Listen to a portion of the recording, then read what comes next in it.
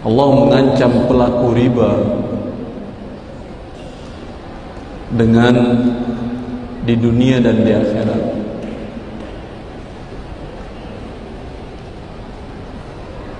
Allah mengatakan, alladzina ya'kuluna riba la yaqumuna illa kama yaqumu alladzi yatakhabbathu syaitanu minal mas. Pelaku riba di dunia, kata Allah, yamhaqullahu riba, Allah hancurkan riba.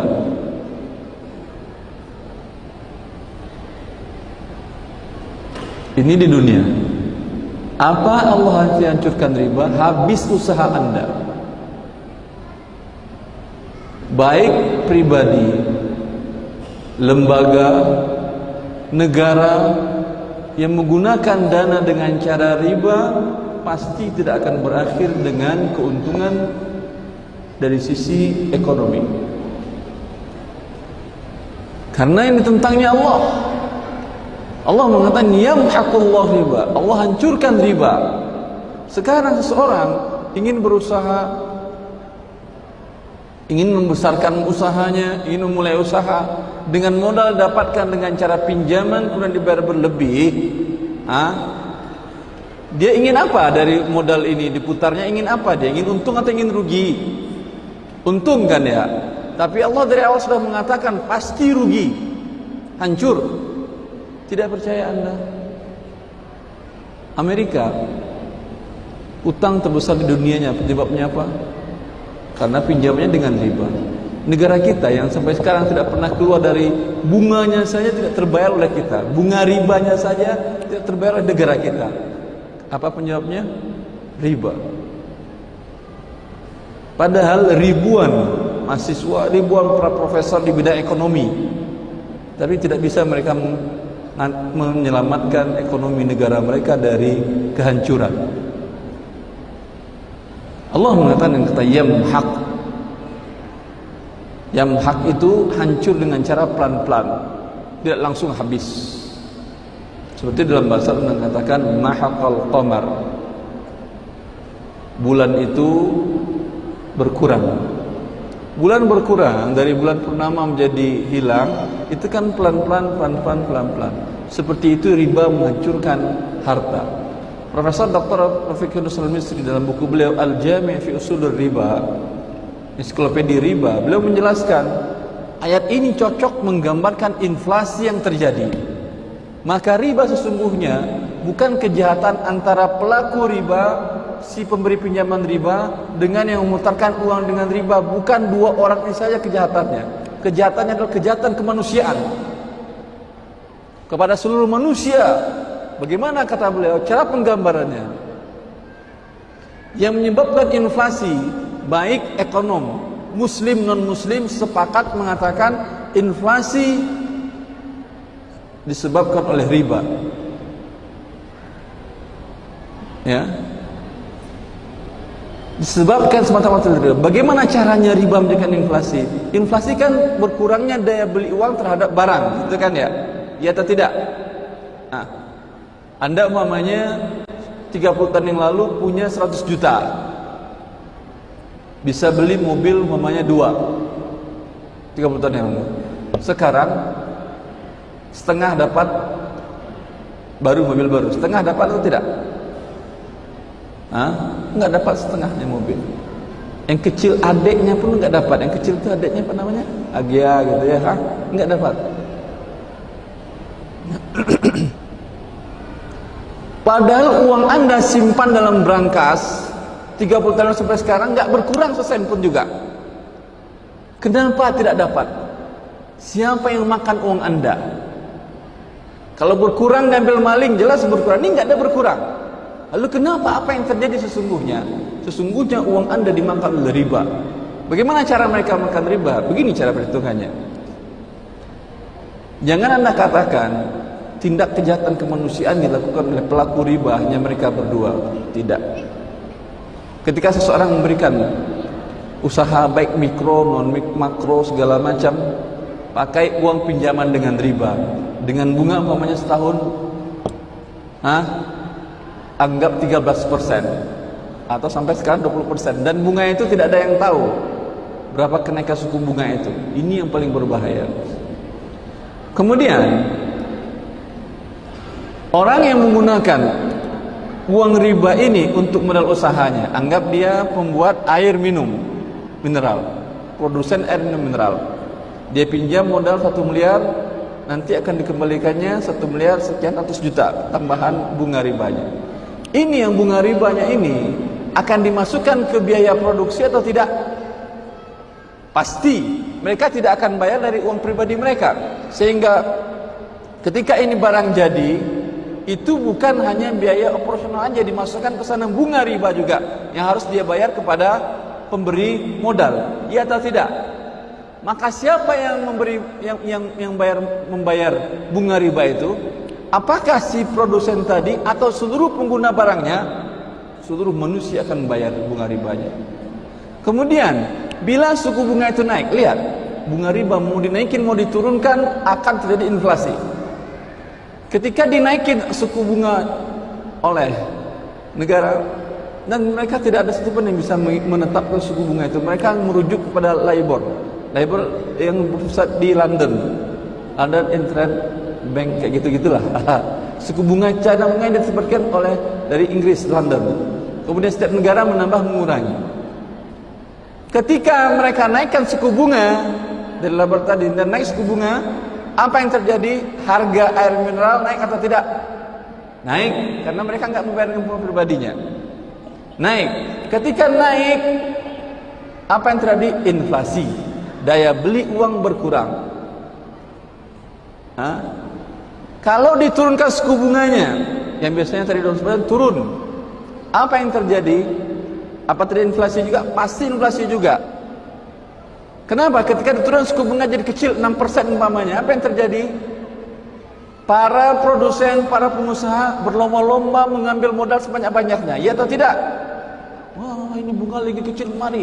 Seperti yang terjadi pada subprime mortgage 2009 yang menghancurkan ekonomi Amerika, jungkir balik Amerika, sampai sekarang masih merasakan ya kehancuran ekonomi mereka karena memberikan di waktu itu di medio 2006 ya, berapa tahun ke depannya suku bunga kecil sehingga orang-orang mengajukan pinjaman untuk KPR karena suku bunga kecil. Sedangkan kebiasaan yang terjadi, harga properti naik, jadi mereka untung. Kemudian pada 2008 apa yang terjadi? Terjadi sebaliknya. Suku bunga tinggi, karena suku bunga tinggi mereka nggak mampu lagi membayar cicilan. Nggak bayar cicilan sehingga banyak yang disita. Apa yang terjadi? Harga properti hancur. Ketika harga properti hancur, udah mereka angkat tangan. Sampai kolaps Amerika. Penyebabnya adalah riba. Kalau umpamanya kecil bunganya, tetap orang terlibat pinjaman, dan bank itu bisa memberikan pinjaman bukan hanya memang uang dicetak terbatas. Jadi mereka bisa membuat uang giral, ya atau tidak? Dengan uang giral ini mereka terbitkan surat berharga sebanyak-banyaknya sehingga uang yang beredar pun menjadi banyak. Bila uang beredar lebih banyak daripada barang dan jasa, apa yang terjadi? Hancur harga uang, tetap inflasi. Maka karena itu mereka pun sepakat mengatakan riba adalah kejahatan kemanusiaan. Seseorang yang menyimpan uang 100 juta tadi, Anda tahu 6% setiap tahun negara Indonesia inflasi, ya atau tidak? Apa arti 6% itu? 5 tahun 30% uangnya berkurang. Dia simpan di brankas 100 juta. Setelah 5 tahun ini daya belinya kurang 30%, sepertiga kurangnya. Kalau dicuri maling mungkin gampang nangkapnya Pak Kolonel ya. Gampang, tinggal tolong Pak Kolonel tuh jaga rumah saya. Ada 5 miliar dalam rumah saya. Siap Ustaz, kata beliau. Gampang. Ini mau dijaga 5 peleton pun oleh seluruh kerahkan seluruh bawahan beliau menjaga rumah saya, malingnya bisa masuk melalui inflasi. 30% pasti hilang. Mau diapain? Maka sesungguhnya para pelaku riba itulah yang mencuri harta manusia. Yang Allah mengatakan yamhaqullahu riba. Karena tidak bisa mereka dihalangin. Kalau pencuri kan potong tangan. Kalau tukang riba ini dia curi jumlah besar tadi mau diapain? Pukullah kepala orang-orang yang melakukan penyimpanan dana dengan cara riba dan memutar dengan cara riba. Mereka lah yang menyebabkan kejahatan kepada kemanusiaan. Oleh karena itu, karena tidak ada yang bisa menangkap mereka, maka Allah janjikan perang melawan mereka. Allah dalam Al-Quran dari ayat dibacakan oleh kita tadi, fa in lam taf'alu fa'dharu biharbin minallahi wa rasulih. Wahai orang-orang yang beriman, jika kalian tidak berhenti juga melakukan riba karena kejahatan kepada manusia, Allah yang akan perangi kalian. Apa yang dikatakan oleh Ibn Abbas? Ibn Abbas mengatakan nanti para pelaku riba yang menyimpan modal, yang menyimpan dana dalam bentuk riba, deposito riba, menabung dalam bentuk riba, kemudian memutar usaha dengan pinjaman dana riba. Allah mengatakan, kata Ibn Abbas, nih pedang lawan Allah. Ya, Anda mau lawan Allah, jangan pedang. Nuklir ente ambil, silahkan lawan Allah. Bisa. Hanya orang-orang pelaku riba yang berani melawan Allah. Karena tidak bisa manusia mengatasi, hanya Allah yang bisa mengatasinya. Oleh karena itu, kita sebagai muslim yang kita tahu Allah telah mengharamkan riba ini, yang sudah dari masa jahiliyah orang melakukan riba tadi, lalu bertanya, Ustaz, sekarang kan semua modal di tangan bank riba tadi. Kita tahu muslim haram, kita ingin juga berusaha. Apa caranya? Buat solusinya. Alhamdulillah BMT, Ittihad, semoga betul jadi solusi, betul-betul murni syariat. Qalu, dan Allah haramkan riba dan Allah menghalalkan jual beli, maka solusinya adalah jual beli. Qalu innamal bai'u mithlu riba wa ahallallahu al-bai'a wa harrama riba. Orang-orang kafir mengatakan bahwasanya kalian mengharamkan riba, tapi kan kalian membuat jual beli tidak tunai. Jual beli tidak tunai lebih mahal daripada yang tunai. Itu kan sama aja ada pertambahan. Begini cara berpikir mereka. Kalau umpamanya A ingin beli motor, tapi tidak punya uang, ya, A pinjam uang kepada B 20 juta untuk beli motor. Kata B, saya pinjamkan uang kamu 20 juta, tapi kapan kamu bayar? Setelah 2 tahun nyicil, kamu harus bayar 25 juta. 5 jutanya imbalan. Imbalan selama 2 tahun tadi saya nggak bisa pakai uang. Ini riba atau tidak? Riba atau tidak? Haram atau halal? Haram, walaupun alasannya imbalan nggak bisa pakai uang. Allah mengharamkannya. Jelas? Sekarang A ingin motor 20 juta juga. Datang kepada B. B, saya ingin motor 20 juta. Oh, pinjam uang 20 juta. Tidak bisa. Karena kalau saya pinjamkan 20 juta, Anda boleh mengembalikan dan saya hanya boleh menerima 20 juta. Saya dapat apa? Tapi saya punya scam yang baru. Apa itu? Jual beli. Saya beli dulu motornya, saya bawa ke rumah saya. Nanti setelah itu silakan kamu datang ke rumah saya. Datang ke rumah saya, kita bikin akad jual beli. Dengan selama 2 tahun, nanti saya jual 25 juta. Berapa pertambahannya? Sama-sama 5 juta. Yang riba 5 juta, yang jual beli 5 juta. Yang kedua, halal atau haram? Halal atau haram? Halal, karena jual beli dengan syarat kalau terlambat dia nyicil tidak ada pertambahan, tidak ada denda. Paham? Kalau ada denda atas nama efek jerah segala macam, sama juga dengan riba tadi, ada pertambahan lagi. Maka Allah menghalalkan jual beli dan mengharamkan riba. Ketika Allah Subhanahu wa taala mengharamkan sesuatu, Allah beri solusinya. Jangan katakan, oh repot kalau itu berislam, mending saya enggak dengar kajian Islam sama sekali lah. Ya.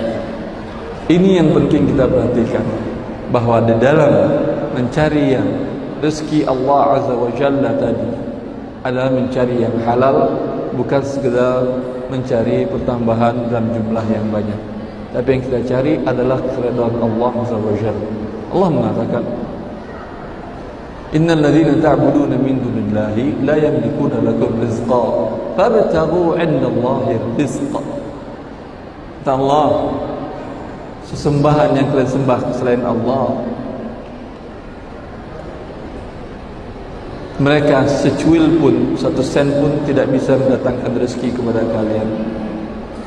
Maka cari rezeki fabtaghu 'inda Allahi rizqa. Maka carilah di sisi Allah rezeki.